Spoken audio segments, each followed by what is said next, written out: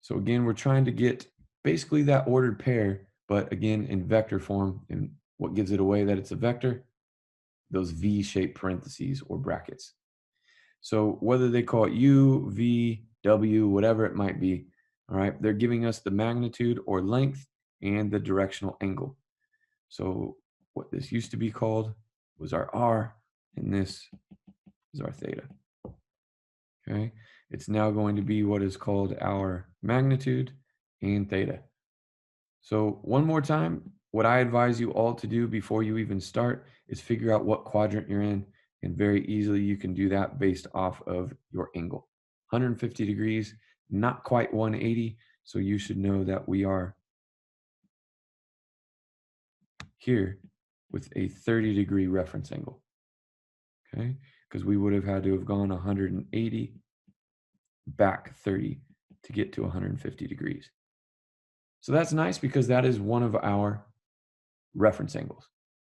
So when we set this up, we're going to be finding our x and our y, now called our a and our b, by setting up our magnitude times the cosine of our angle, which remember, we already know 150 degrees is that reference angle 30. And then the same thing here, but the y value or b value would be sine. So when setting this up, we can actually do this on our own by taking 8 and rewriting this as our reference angle. Just making sure that if you evaluate the cosine of 30 rather than 150, you keep in mind what quadrant you're going to be in and whether that value is going to be positive or negative. And so remember, all students' text in class allows us to find whether or not it's positive or negative when we rotate 150 degrees. So we know cosine would be negative something and sine would be positive something. And hopefully you have these memorized, as you should by now for sure. All we got to do then is evaluate what the cosine of 30 is and what the sine of 30 is. And remember, sine of 30 was one of those that we originally came up with, 1/2, and therefore the cosine of 30 would be the other in the 30, 60, 90, root 3 over 2. And so all we're left with doing is we didn't even need a calculator for this. We can go ahead and simplify and give them a final answer of, since these are multiplying, remember that's the only time that we cancel things on the bottom with the top. That would give us an answer of -4 square root of 3, comma, 2 and 8 would cancel and give us, when we multiply straight across, 4. And does that make sense, hypothetically speaking, to get to that value? Yes, it should, because remember, what we were dealing with was a 150-degree angle, which would put us somewhere here. And now we said that we would go the exact distance of -4 root 3 and 4 to get that value of, or distance length of 8 with that 30-degree reference angle traveling 150 degrees. So kind of cool. Not a whole lot for us to do. Very similar to the one that we did before, but this time we don't need a calculator to come up with those values. So as long as you see a familiar angle, like on the next one, you should be able to find the exact coordinates for that vector, which in this one they called u. All right. So do me a favor, try these next two on your own. Go ahead and pause them and figure out whether or not you can do it independently or if you need a calculator to aid you through finding those values. So go ahead and do a quick pause here, work those out, and then I will work them out very quickly so that you can check your answers. For those of you that didn't pause here we go. So we got a magnitude or length of 4, a directional angle of 270. So when I go to try to figure out what quadrant I'm in, I know 270 is actually what is called a quadrantal angle. So when I go 270 degrees, I'm going to go 90, 180, 270, and that's going to put me here. So if I'm looking at a vector, I know that I'm already going to be going straight down for a length of what? Well, they told me I have a magnitude of 4. So to get to this point right here, what do we already know? Well, I'm not going left to right any, so that would be 0. And then I know I'm going to have to go a magnitude of 4 to rotate around 270 degrees, which means I would have to go, keep in mind, the direction. That's what vectors have, right? Both length or magnitude and direction of 0, -4. So remember, that's why we've learned and talked about quadrantal angles first. They're the easiest. We already know the radius length, or in vector land, the magnitude. All right. So very simple for that one. Check out part C. Hopefully you recognized on this one. Not quite as easy, simply because when we look at the angle, that is not one that you should recognize. Okay. It's very close to one that we do recognize, which is 360 degrees, but we're going to have to go back how much? That's right, 20 degrees.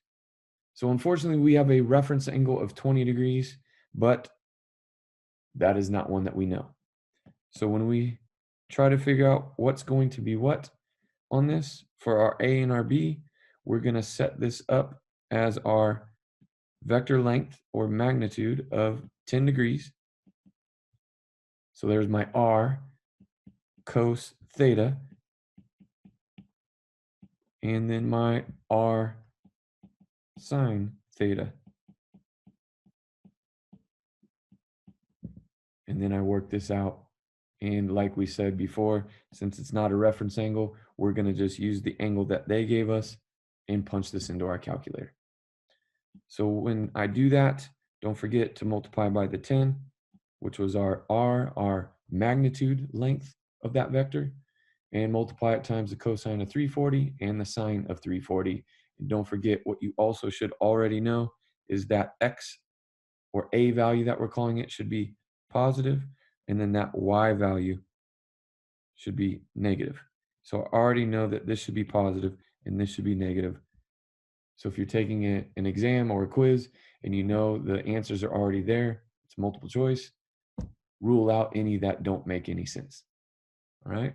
And when you do that, your answer, however many decimal places they want us to round to, in this, they asked us to do it in 4, would be 9.3969, and then comma negative 3.4202. All right.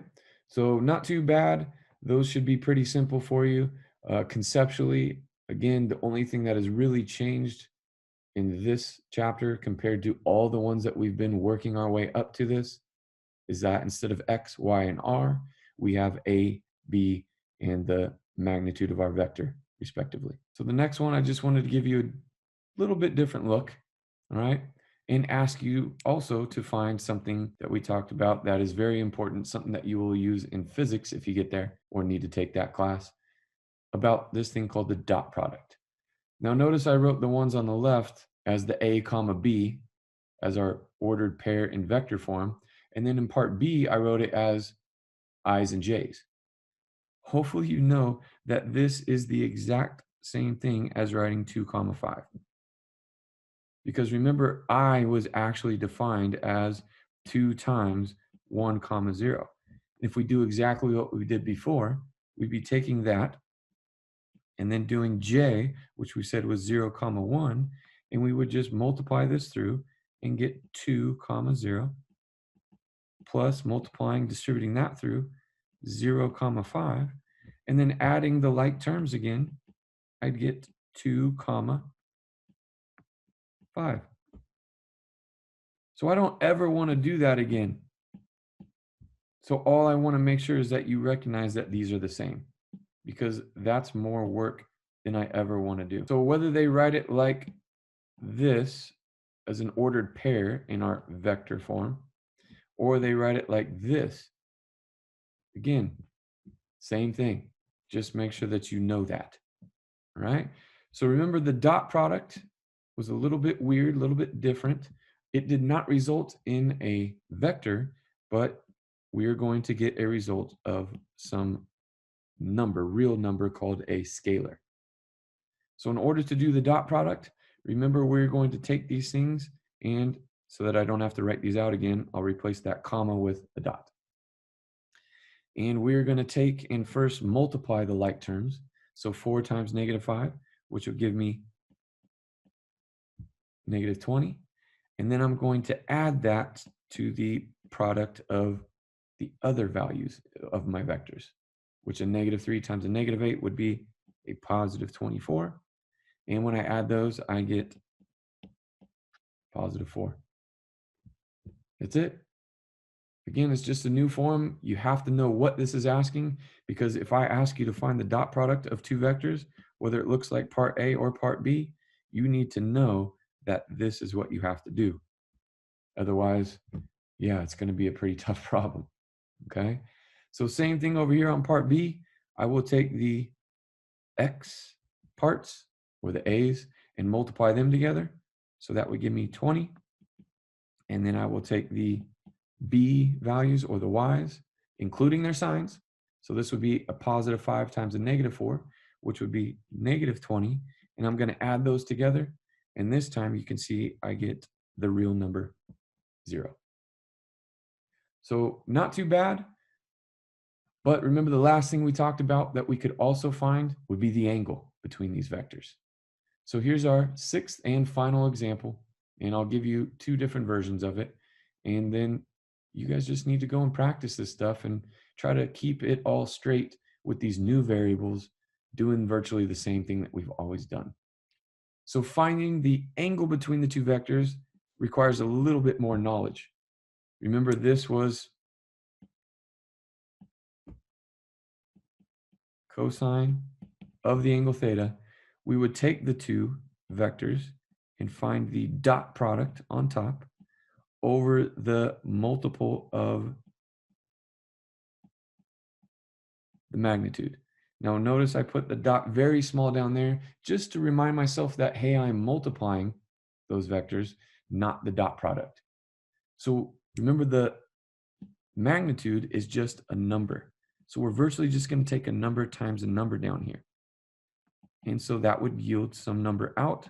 And remember, the dot product also yields a number, which is going to leave us with some other value.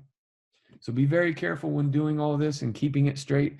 This is probably the one that I'm most worried about in this entire section, because it's different, right? And don't forget, we're still going to be trying to find the angle, which means in order to find an angle, we have to use the inverse.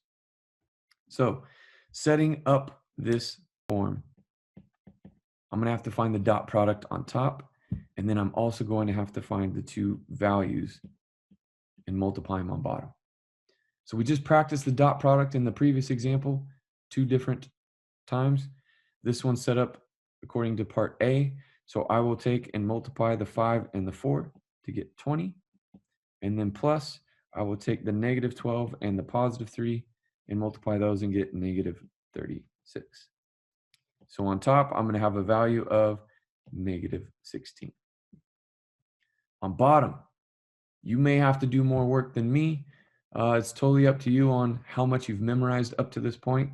I've been suggesting that you memorize as much as you can, because you'll get there quicker. But remember, visualize this. Where is 5, -12 going to be located? 5 would be to the right, +5, and then down 12. And that would then set up a right triangle. And hopefully you recognize this as what is called a Pythagorean triple. And that would be able to be just looked at and then given the answer of 5, 12. Hopefully you said it with me. 13. Very good. Now that allows me to find the magnitude of this without doing the Pythagorean theorem or any of those other formulas that we've talked about. I can just look at this and tell you the magnitude of it is 13. Now, everyone should get the second one over here, because it is much simpler. It is the one that we all should recognize, and that is a value of 4, 3, and therefore a 3, 4, 5. That's the magnitude of that. Now don't forget, those are lengths, magnitudes that we just found. And now we have to find the multiple of those on bottom. And we know 5 times 10 is 50, and 5 times 3 is 15. So 50 and 15 is a total of 65. So I have the cosine of some angle that we're trying to find, theta, gives me negative 16 over 65, which is fine, because in order to find that, I know that I need to switch the input and the output. And in order to reverse those, I need to take the inverse. So I'm going to do inverse or arc cosine of negative 16 over 65, and that will give me my angle theta. So punching that in your calculator, be careful because there is a negative. You should already know what quadrant you're in, and that should be quadrant 2. And I get an approximate angle. And remember, they just want you to round to the nearest 10th, 100th, whatever. Make sure that you check that in my math lab or whatever book you're using, program you're using. This one, they wanted us to round to the nearest 100th or 2 decimal places, and you should have got 104.25. Right? So again, not too bad, but I wanted to give you another shot at it, one maybe that you can practice on your own with me. And so I gave you another version, a part B. So do me a quick favor, pause it at this juncture and see if you can try to find the angle between these, and then I'll go through it with you immediately after. So if you're one of those that didn't pause and you just wanted to watch me do it one more time, or if you did, here we go. In order to find cosine of the angle that we're trying to find between the vectors u and v, remember I'll write it all out real quick, is the dot product over the multiple of the magnitudes. So we need to find these values, and then we'll take the inverse in order to find that angle theta. So first things first, let's find the dot product of these, which, remember one more time, is multiplying the like letters, A and B, X and Y, which would be 4 times 6. And then we're going to multiply that together and add it to the other 2 like letters, negative 3 times 8, which, as you can see, would be 24, plus a negative 24, which is kind of weird, isn't it? Because we know that that is going to give us a 0 on top. Now, you could actually stop here, but I'm going to show you why you shouldn't always. We have to make sure that we don't get a 0 on bottom as well, because remember, we don't know how to divide by 0. But since we're talking about magnitudes, the lengths, we know that it'll never be 0, because if the length or magnitude of any vector were 0, we wouldn't have a vector.